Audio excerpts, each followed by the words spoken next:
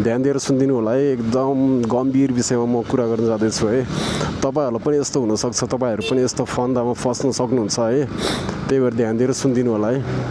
कुरा चाहिँ के भने नि होइन, ब्याङ्क एकाउन्ट हुन्छ नि, क्युआर जुन अहिले क्युआरको जमाना छ नि, क्युआर आफ्नो क्युआर कसैसँग सेयर नगर्नु होला है। किनभने यहाँ सुन्नु ल के भइरहेको छ यहाँ। मेरो एकजना चिनेको मान्छे, एकजना बहिनी अनि उसको साथी, उनीहरू दुईजना बिचरा अब रेस्टुरेन्टमा काम गर्छ क्या। फस्यो कि उनीहरू कसरी फस्यो भने अब त्यो रेस्टुरेन्टमा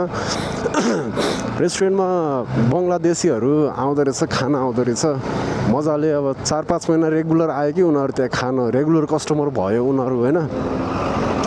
अनि कुरा चाहिँ कहाँ बिग्रियो भने एक दिन चाहिँ त्यो बङ्गालीले चाहिँ के भनेछ भने म पैसा मगाउँदैछु, मेरो पैसा आउँदैछ, मलाई तिम्रो क्युआर देऊ न, तिम्रोमा पैसा मगाउँछु